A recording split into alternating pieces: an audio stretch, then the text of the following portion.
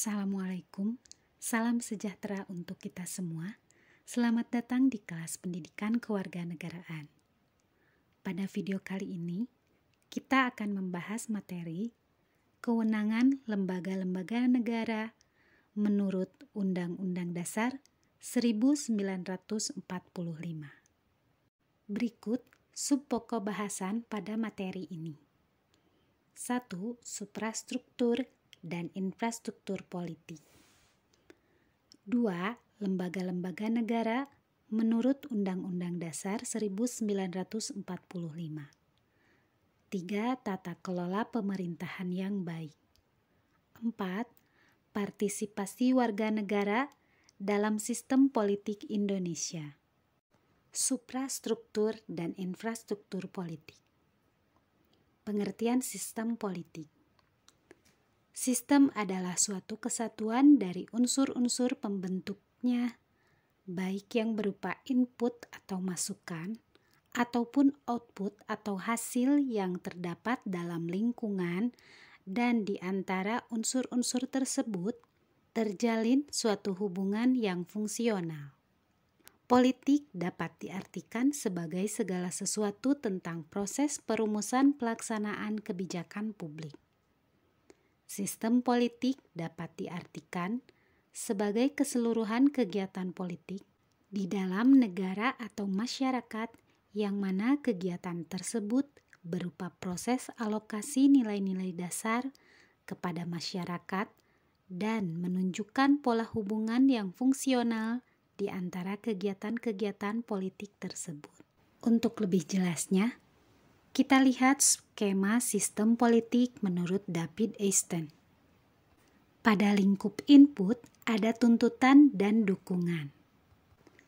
Tuntutan dari masyarakat diolah oleh DPR bersama Presiden dalam bentuk keputusan atau tindakan.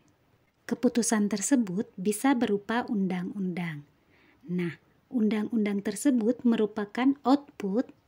Dan di sini terdapat faktor lingkungan, baik lingkungan input maupun lingkungan output yang sama-sama mendukung suatu keputusan tersebut.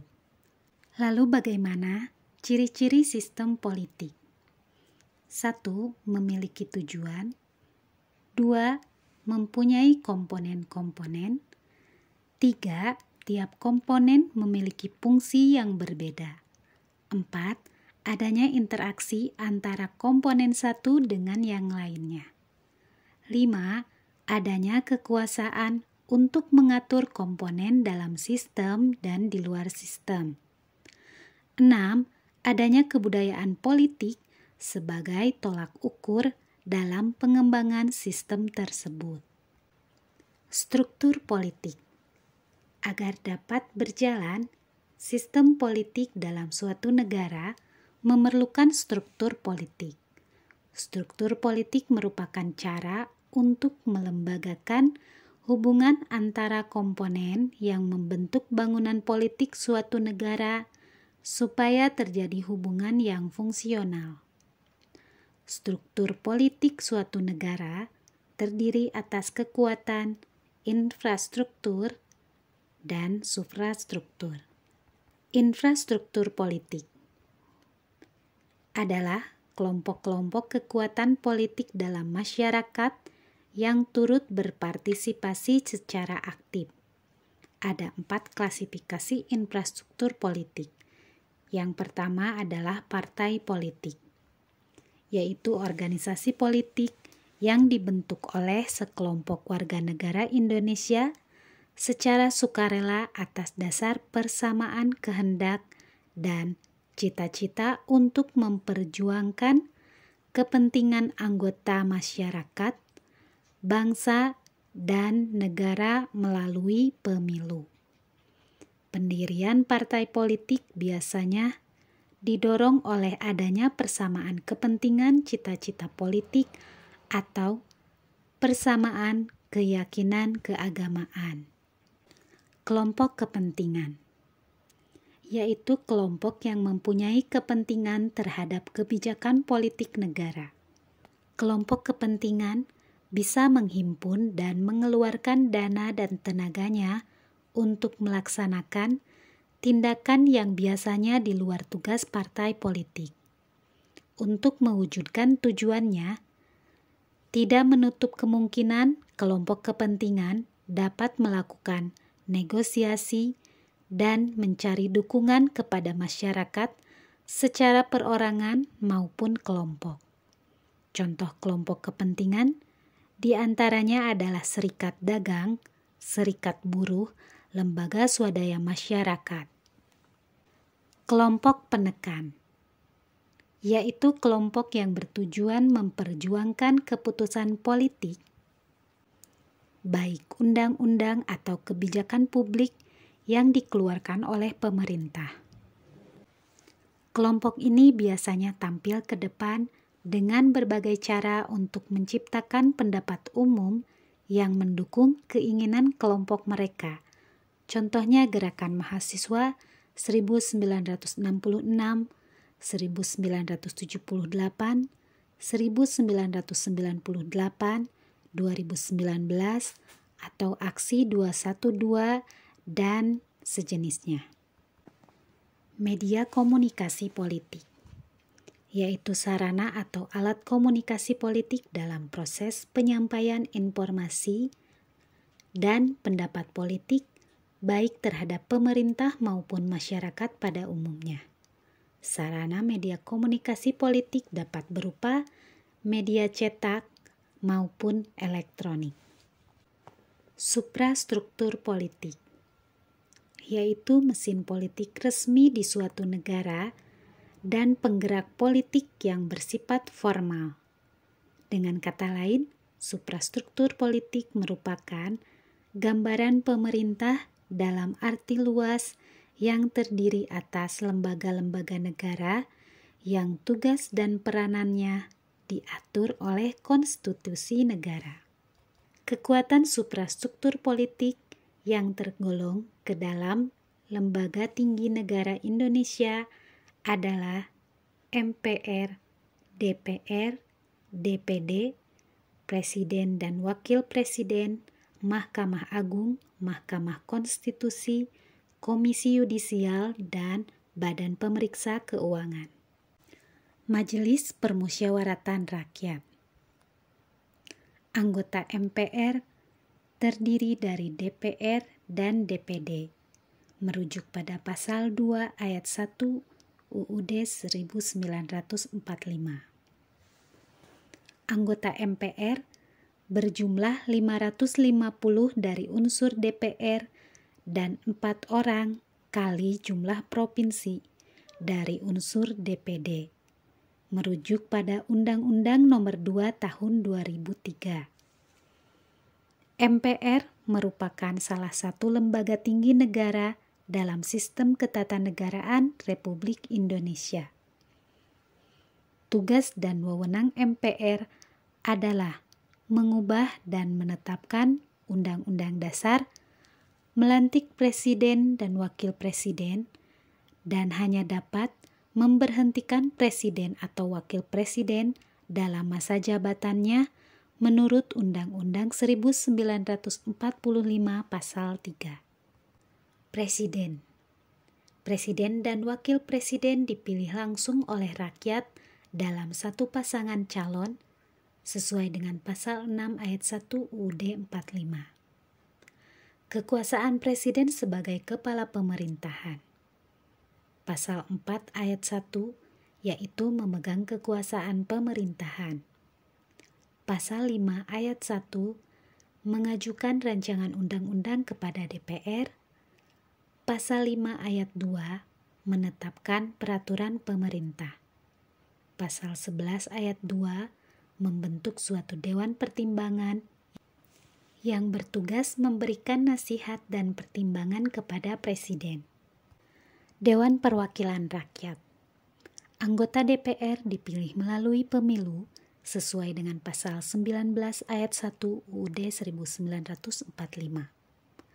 Fungsi DPR menurut pasal 20 ayat 1 UUD 1945 meliputi fungsi legislasi, yaitu menyusun dan membahas rancangan undang-undang. Fungsi anggaran, yaitu memberikan persetujuan atas rancangan undang-undang tentang APBN yang diajukan Presiden, memperhatikan pertimbangan DPD atas RUU tentang APBN dan RUU terkait pajak, pendidikan, dan agama. Fungsi pengawasan, yaitu melaksanakan pengawasan pelaksanaan undang-undang dan APBN oleh Presiden. Hak anggota DPR sesuai pasal 20 ayat 2 meliputi hak interpelasi. Artinya, DPR meminta keterangan kepada pemerintah mengenai kebijakan pemerintah yang penting dan strategis serta berdampak luas pada kehidupan masyarakat, berbangsa dan bernegara. Hak angket, yaitu melakukan penyelidikan terhadap pelaksanaan suatu undang-undang atau kebijakan pemerintah yang diduga bertentangan dengan peraturan perundang-undangan. Hak menyatakan pendapat terhadap kebijakan pemerintah atau mengenai kejadian luar biasa yang terjadi di tanah air atau internasional. Hak anggota DPR sesuai dengan pasal 20 ayat 3 Undang-Undang Dasar 45 meliputi hak mengajukan pertanyaan secara tertulis kepada Presiden, hak menyampaikan usul atau pendapat, hak imunitas, yaitu hak anggota lembaga perwakilan rakyat untuk membicarakan atau menyatakan secara tertulis segala hal di dalam lembaga tersebut tanpa boleh dituntut di muka pengadilan. Badan Pemeriksa Keuangan, BPK merupakan lembaga yang bebas dan mandiri dengan tugas khusus untuk memeriksa pengelolaan dan tanggung jawab keuangan negara sesuai pasal 23E ayat 1 UUD 45. Hasil pemeriksaan BPK diserahkan kepada DPR, DPD, dan DPRD sesuai dengan pasal 23E ayat 2 Undang-Undang Dasar 1945. Mahkamah Agung, MA merupakan lembaga negara yang memegang kekuasaan kehakiman di samping Mahkamah Konstitusi, sesuai dengan pasal 24 ayat 2 Undang-Undang Dasar 1945. MA membawahi peradilan di Indonesia sesuai dengan pasal 24 ayat 2 Undang-Undang Dasar 1945. Kekuasaan kehakiman merupakan kekuasaan merdeka untuk menyelenggarakan peradilan guna menegakkan hukum dan keadilan sesuai dengan pasal 24 ayat 1 UUD 1945. Mahkamah Konstitusi. Menurut pasal 24C ayat 1 Undang-Undang Dasar 1945, Mahkamah Konstitusi mempunyai wewenang mengadili pada tingkat pertama dan terakhir undang-undang terhadap Undang-Undang Dasar 1945. Memutus sengketa kewenangan lembaga negara yang kewenangannya diberikan oleh Undang-Undang Dasar 1945, memutus pembubaran partai politik, memutus perselisihan tentang hasil pemilu, memberikan putusan atas pendapat DPR mengenai presiden dan atau wakil presiden sesuai dengan pasal 24C ayat 2 UUD 45. Beranggotakan 9 orang. 3 orang diajukan MA, 3 orang diajukan DPR, dan 3 orang diajukan oleh Presiden.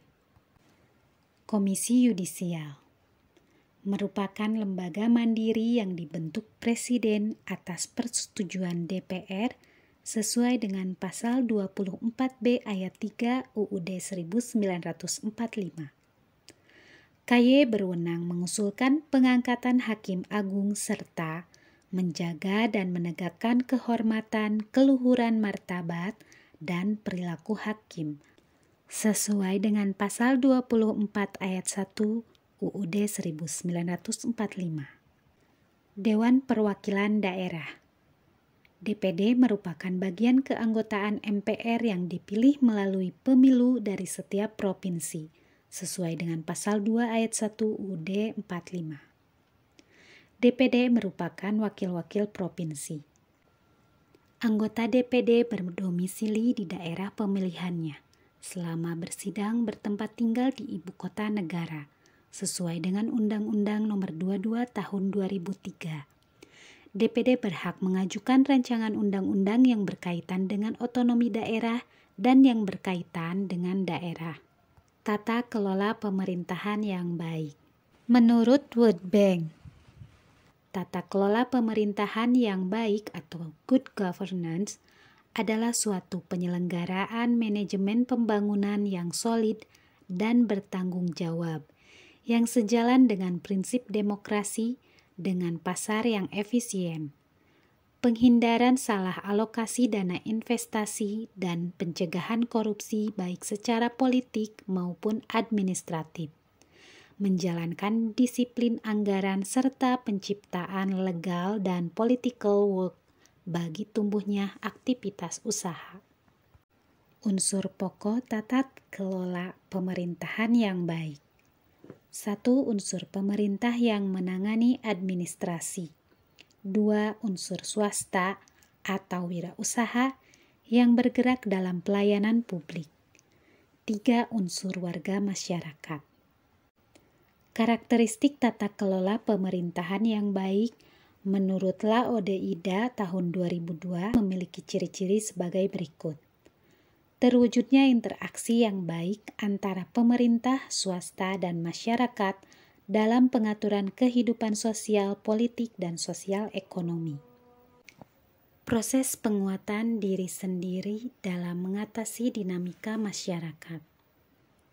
Terwujudnya independensi melalui koordinasi antar ketiga unsur.